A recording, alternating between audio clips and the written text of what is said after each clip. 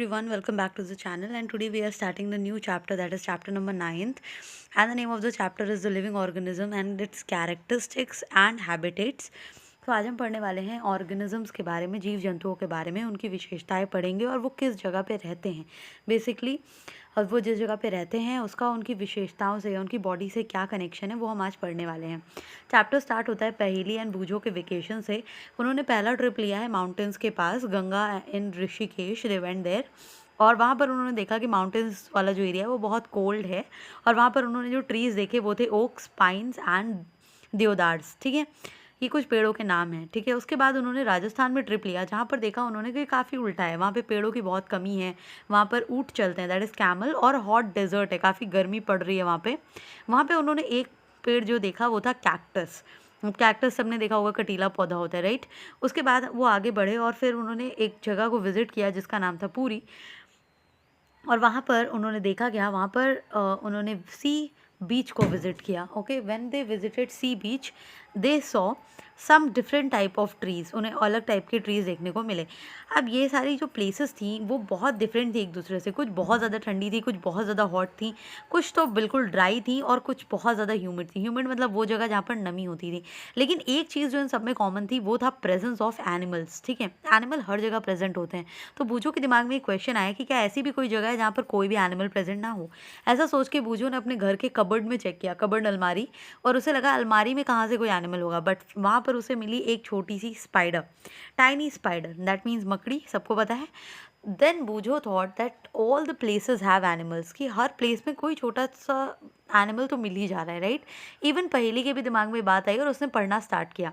After learning so much about the animals she found कि even जो volcanoes हैं, जहाँ पर काफ़ी ज़्यादा गर्मी होती है, काफ़ी ज़्यादा गैसेस होती हैं जहरीली, वहाँ पर भी छोटे छोटे लिविंग ऑर्गेनिज्म पाए जाते हैं। तो इतना तो हमें क्लियर हो गया कि धरती में हर कोने पे कोई ना कोई एनिमल आपको देखने के लिए ज़रूर मिल जाएगा। ठीक है, फिर आगे जब हम लोग आगे बढ़ते हैं, अब हमारा जो मेन टॉपिक है वो शुरू होता है organism and the surrounding where they live. तो अब हम थोड़ा सा कंपेयर करेंगे, जैसे कि डेजर्ट, रेगिस्तान के पास कैमल्स हैं, माउंटेन्स के पास गोट्स एंड याक हैं, और पूरी में कुछ अलग क्रिएचर्स मिले, क्रैब्स एंड बीच जैसे। अब अगर हम कंपेयर करें तो हमें एक चीज़ देखने को मिलती है कि तीनों जगह एक दूसरे से काफ़ी अलग हैं। डेजर्ट में काफ़ी गर्मी पड़ती है, वही माउंटेन्स उसके विपरीत यानी उसके अपोजिट एकदम ही ठंडा होता है, वहाँ पे गोट्स हैं, याक मिल रहा है। वहीं डेजर्ट और माउंटेन्स दोनों को छोड़ के बीचेस और भी ज़्यादा अलग होती हैं। वहाँ पे तो समुद्र का पानी होता है, समुद्र का पानी खारा होता है, खारा मतलब उसमें बहुत ज़्यादा नमक पाया जाता है। सो वहाँ पे फिशेज़ अलग टाइप की मिलती हैं। सो यहाँ पे हम ये सीख रहे हैं कि different location will have different kind of plants and animals. ठीक है, लोकेशन अगर चेंज होगी तो डिफरेंट प्लांट्स आपको देखने को मिलेंगे और डिफरेंट एनिमल्स देखने को मिलेंगे। लोकेशन के according plants and animals change होते रहते हैं। अब ऐसा क्यों है, इसको देखने के लिए आप एक टेबल बना सकते हो। Table number 9.1, in the forest, on the mountains, in the desert, in the sea और एनी अदर। तो यहाँ पर आप कुछ चीज़ें लिखो। फॉरेस्ट में जैसे आपको क्या मिलेगा, आपको शेर देखने को मिल जाएगा, मंकी देखने को मिल जाएंगे। वहीं माउंटेन्स पे आपको गोट्स दिखेंगी, याक दिखेंगी। कुछ अगर आप बहुत ठंडी सर्द जगह में चले गए तो वहाँ पर, यहाँ पे ग्लेशियर वगैरह है, तो वहाँ पे आपको पेंगुइन्स देखने को मिल जाएंगी, और स्नो लेपर्ड, पोलर बियर, ये सब मिलेगा। डेजर्ट में क्या मिलेगा, कैमल्स देखने को मिलेगा, कैक्टस देखने को मिलेगा। ऑब्जेक्ट्स के बारे में भी लिख सकते हो आप। ऑब्जेक्ट्स मतलब रेगिस्तान में सैंड ही सैंड होगी, बालू ही बालू। सी में आपको बहुत सारे ऑक्टोपस है, मछली है, and then we can have different type of fishes, crabs. Sea में क्या मिलेगा, सी वाटर मिलेगा। एनी अदर, और ऐसी कोई सी जगह। अब अगर हम नॉर्मल जगहों की बात करें तो वहाँ पे क्या, एंट्स हर जगह पाई जा सकती हैं, स्पाइडर मिल जाएगा आपको, छोटे मोटे कीड़े हैं जो इधर उधर रहते हैं, इंसेक्ट्स आपको मिल सकते हैं, जैसे कि बहुत सारे इंसेक्ट्स हैं, मॉस्किटो आपको मिल जाएंगे।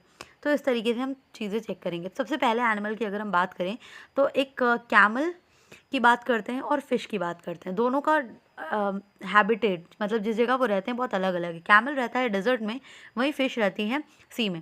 कैमल्स डेजर्ट की खासियत क्या होती है कि वहाँ पे पानी की कमी होती है।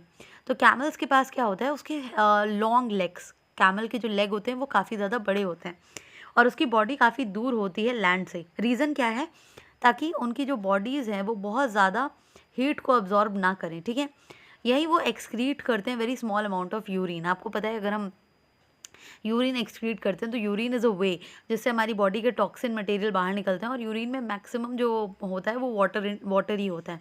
तो क्योंकि कैमल्स को वाटर बहुत कम मिलता है, तो उनका जो अमाउंट ऑफ यूरिन होता है वो भी बहुत कम होता है। Their dung is also dry. Dung means excretion, जो भी वो खाते हैं that when they eliminated from the body, वो काफ़ी ड्राई होता है। रीज़न है उन्हें पानी बचाना है, तो वो पानी वेस्ट नहीं कर सकते, और वो स्वेट भी नहीं करते, उन्हें पसीना भी नहीं आता। क्यों? क्योंकि पानी है ही नहीं बॉडी में ज़्यादा, ठीक है, वेस्ट करने के लिए। तो कैमल अपनी बॉडी से बहुत कम वाटर को लूज़ करते हैं, जिसकी वजह से वो बिना पानी के कई दिन तक ज़िंदा रह सकते हैं, ठीक है।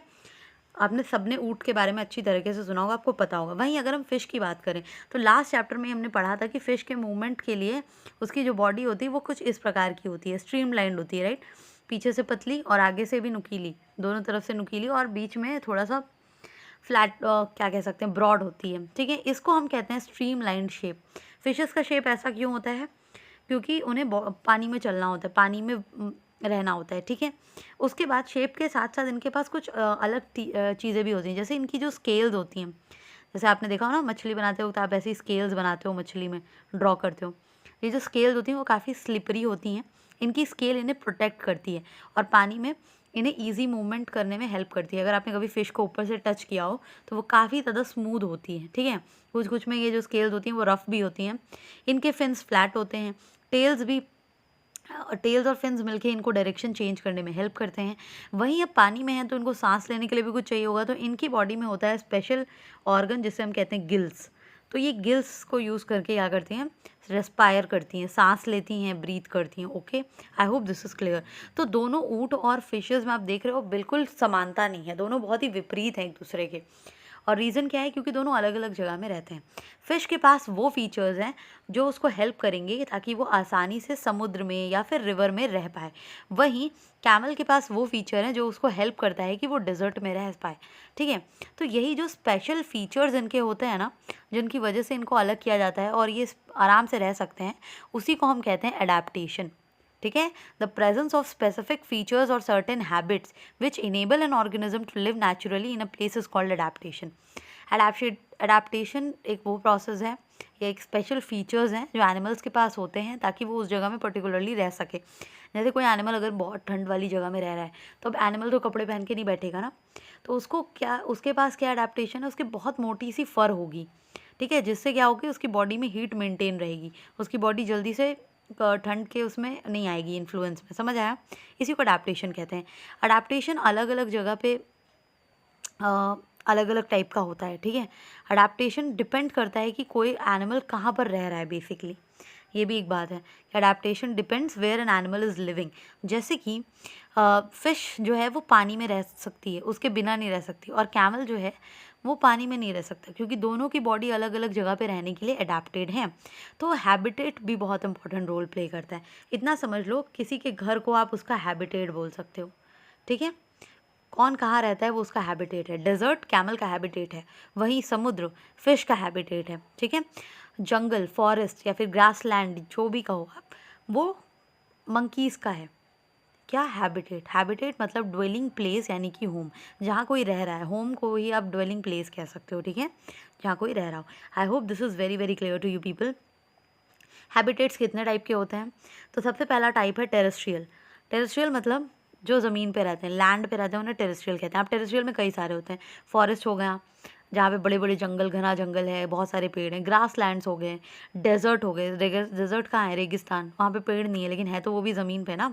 कोस्टल एरिया, कोस्टल एरिया मतलब समुद्र का किनारा, तट जिसे कहते हैं, तट को ही शायद कोस्टल कहते हैं। I am not wrong by the way here. Then mountainous region, अब माउंटेन्स भले ही ऊंचाई पर हों, पर हैं तो लैंड पर ही ना, तो इसको भी हम टेरेस्ट्रियल कहेंगे। वहीं दूसरा है हमारा एक्वेटिक। एक्वेटिक मतलब जहाँ पर पानी हो, इसको हम एक्वेटिक हैबिटेट कहते हैं। जैसे कि रिवर एक्वेटिक हैबिटेट है, ठीक है। वहीं पर sea is also an aquatic habitat.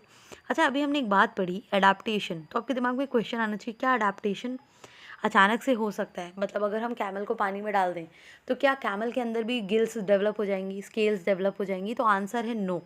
Adaptation बहुत ईजिली नहीं होता है। अडेप्टेशन बहुत सालों के बाद चेंज होता है, या फिर हम कह सकते हैं अडेप्टेशन को काफ़ी साल लग जाते हैं शेप अप होने में। There are some changes that can happen in an organism for a short period of time to help them to adjust, ठीक है। वहीं पर दो टाइप की चीज़ें हैं, एक है एडाप्टेशन और दूसरा है एक्लीमेटाइजेशन। दोनों में मैं डिफरेंस बता देती हूँ। एडाप्टेशन में आपको काफ़ी साल लग जाएंगे। अगर आपने कैमल को कुछ दिन के लिए पानी के अंदर डाल दिया, इसका ये मतलब नहीं है कि वो सर्वाइव करेगा, वो तुरंत मर जाएगा, उसके अंदर एडाप्टेशन नहीं हो सकता है कई सालों तक। अगर धीरे धीरे कैमल्स को कुछ ऐसा हो, नेचर में चेंज हो, तब कहीं अडेप्टेशन हो पाएगा। लेकिन एक और चेंज है। अब आपके दिमाग में क्वेश्चन आएगा, मान लीजिए मैम हम लोग कहीं जाते हैं, हम लोग उस जगह में अडेप्ट हो जाते हैं, तो वो अडेप्ट नहीं होता, उसको एक्लीमेटाइजेशन कहते हैं। जब आप किसी जगह में गए, मान लो आप पहाड़ी एरिया में गए और वहाँ पर आपको जाते ही ब्रीदिंग में प्रॉब्लम होने लगेगी, क्योंकि पहाड़ों पे ऑक्सीजन की कमी हो जाती है और वहाँ के लोग अलग तरीके से रहते हैं। तो आपको थोड़े दिन प्रॉब्लम होगी, बट कुछ दिन के बाद आपकी बॉडी एडजस्ट कर जाएगी हाई माउंटेन्स के अकॉर्डिंग, ठीक है। वहाँ के सॉयल में, वहाँ के पानी में, कहते हैं ना हम कहीं और गए थे तो पानी चेंज हुआ, तो उस चेंज को बॉडी अडेप्ट कर लेगी। तो ये जो छोटे छोटे चेंजेस होते हैं ना, for a short period of time to overcome small problems, इनको हम एक्लीमेटाइजेशन कहते हैं। दोनों में बिल्कुल कंफ्यूज नहीं होना। अडेप्टेशन में बहुत लंबा टाइम लग जाएगा और एक्लीमेटाइजेशन में ये कम समय में होता है और शॉर्ट पीरियड ऑफ टाइम के लिए होता है, और ये बाद में इसे हम चेंज कर सकते हैं, ठीक है। अब हम एक लास्ट चीज़ के बारे में पढ़ेंगे।